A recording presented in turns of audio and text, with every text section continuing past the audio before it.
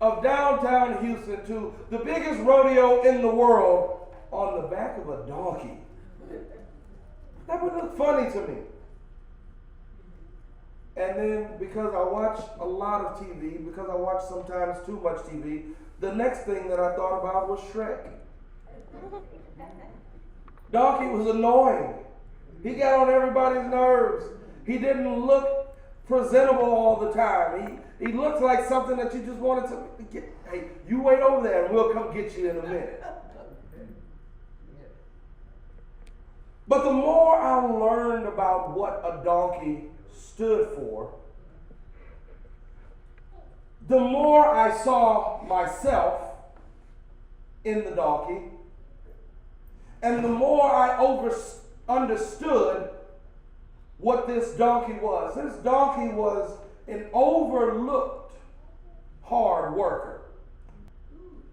Nobody saw the donkey when he was pulling the plow through the field. They just saw the crops that they enjoyed. Nobody saw the donkey as it was packing all of the materials to the job site. They just saw the finished product. The donkey was an overlooked hard worker. I saw you and I in the donkey.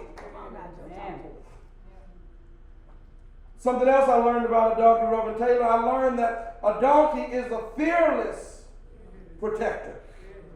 I thought that farmers put the donkeys in the field with, the field with their best livestock. And I thought that it was because the donkey is loud. You ever heard a donkey bray?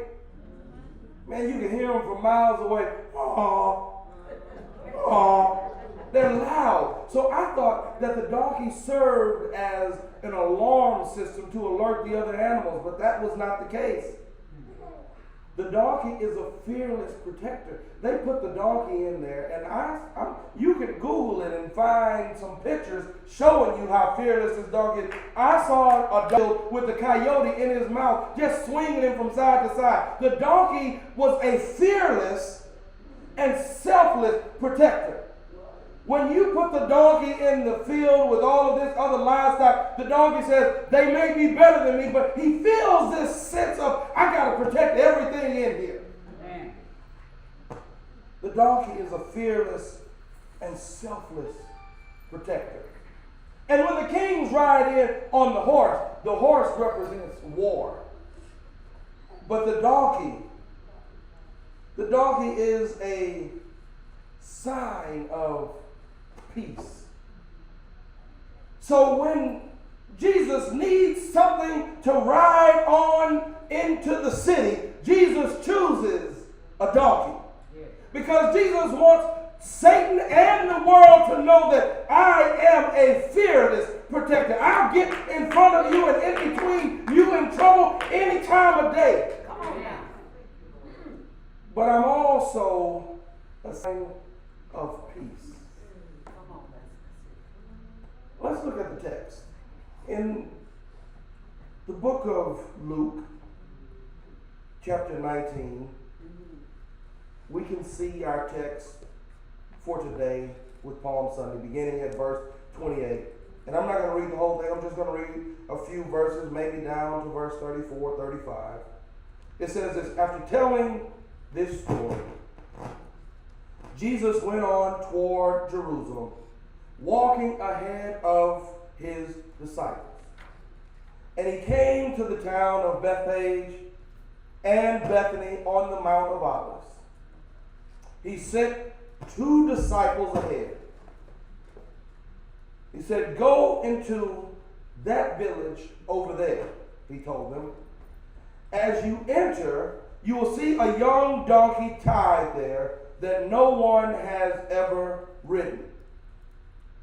Untie it and bring it here.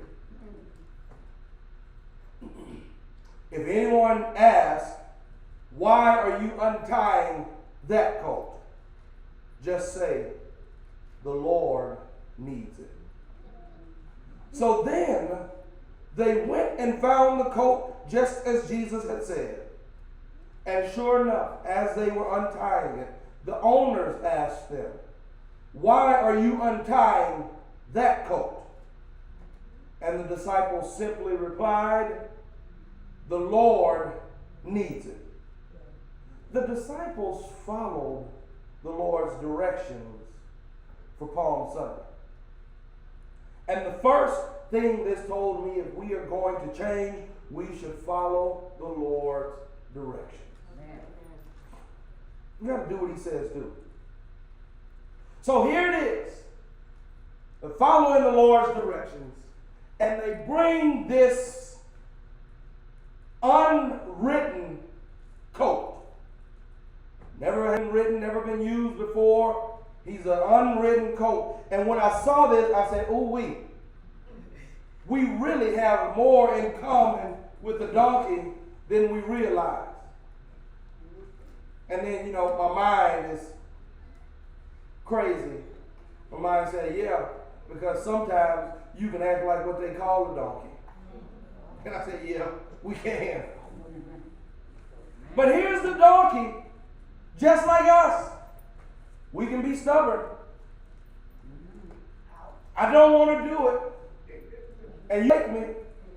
Don't matter how much you pull, don't matter how much you poke, don't matter how much you prod, if I don't want to do it, I'm not going to. Oh, yeah, I told you. We can be like the donkey. We can be just like this donkey and sometimes be and feel overlooked.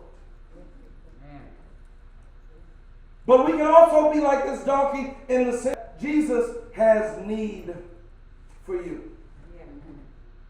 So they find this donkey, and Jesus tells them, when you find the donkey, it'll be tied up. Untie the donkey.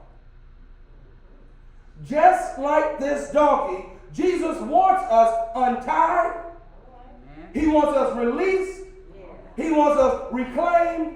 And he wants us used by him. Amen. Can I tell you a secret? Before Jesus can use you, you have to be untied.